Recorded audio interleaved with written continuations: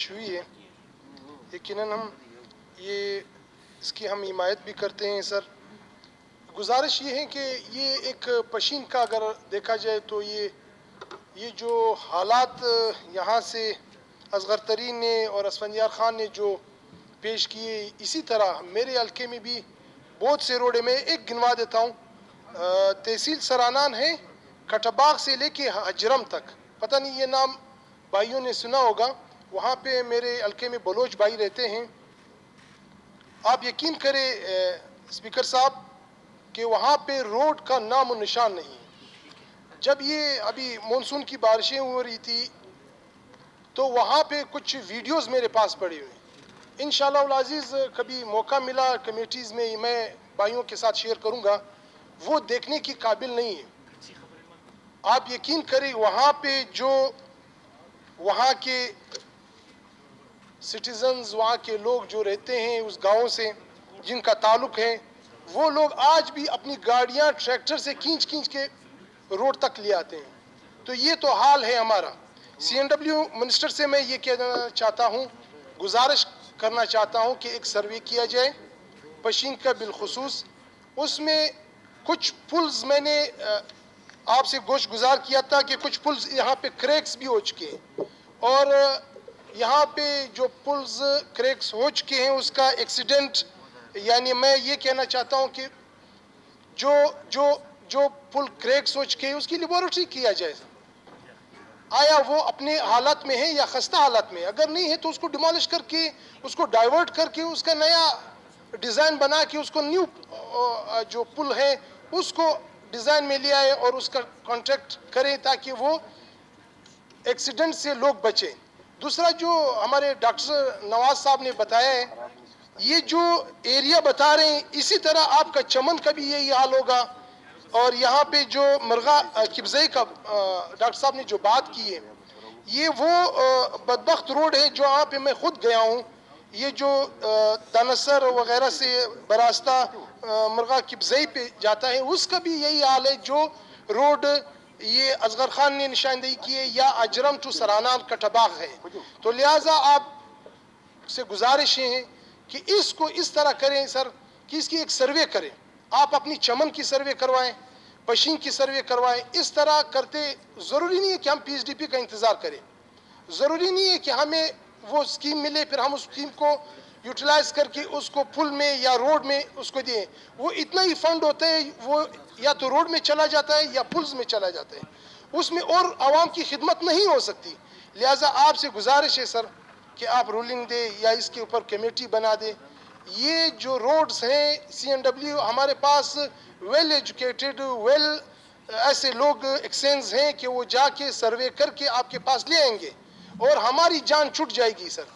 हाँ, रोज़ हमें यही बातें मिलने को मिलती हैं। आप सुबह जब उठते हो सबसे पहले जब आप व्हाट्सएप खोलते हो यही वीडियो हमारे पास आती है कि फलां का रोड डाइवर्शन है, उसमें गाड़ी फंसी हुई। अभी एक रिसेंटली मैंने एक विज़िट किया उसके साथ एक्सेंग के साथ, कटबाग में एक पुल है सर, आप यकीन करें उसके नीचे से पानी चला गया। उसका जो कंक्रीट जो पिलर्स हैं जो नीचे से उसके पिलर्स डालने चाहिए थे वो नहीं हुए। ऑन द सरफेस कंक्रीट डाली गई है, बॉक्स कलवर्ट बनाया गया है। वो बॉक्स कलवर्ट आप देखेंगे एक बेअदबी माफ एक कब्रिस्तान का एक शक्ल इख्तियार कर गए। वहाँ जब आप जाते हैं तो ये हमारी जो एरिया है ये सारी नदियाँ हैं, यहाँ पे पहाड़ है, हमारे चमन के भी पहाड़ है, वहाँ पे पानी आते हैं, फिर नदी के थ्रू प्रॉपर चैनल एक गांव के थ्रू गुजरता है। तो लिहाजा आपसे गुजारिश ये है सर कि इसको देखा जाए। दूसरी बात असफंदियार ने बात की कि इसको नेशनल हाईवे की, हम हर चीज़ नेशनल हाईवे के ऊपर क्यों डालते हैं? इसका ये माना है कि नेशनल हाईवे क्वालिटी और क्वांटिटी देती है। सो वाई और BNR, हमारे BNR को इस तरह के जो अब रेट रिवाइज हुए हैं उसको BNR को देखना चाहिए। जो जैसे हमारे यारो टू पशीन रोड है, या फॉर एग्जांपल हमारा जो सरानान टू पशीन रोड है, या जो अभी नया रोड बन रहा है जैसे अभी असगर खान ने बताया, जो ये जो रोड है इसको जो मेंशन करते हैं ये मेन हाईवे है सर, ये हमारी ही डिपार्टमेंट इसको करे। अगर इसमें बिचुमन प्लांट डाला जाए उस कॉन्ट्रैक्ट में, اس میں آپ اس کی جو بچمن پلانٹ ہوتی ہے، اس کی جو مشینری ہوتی ہے، اس کی جو اوور آل اس کی اکوپمنٹس ہوتی ہیں، اس کو آپ لے آئیں سر.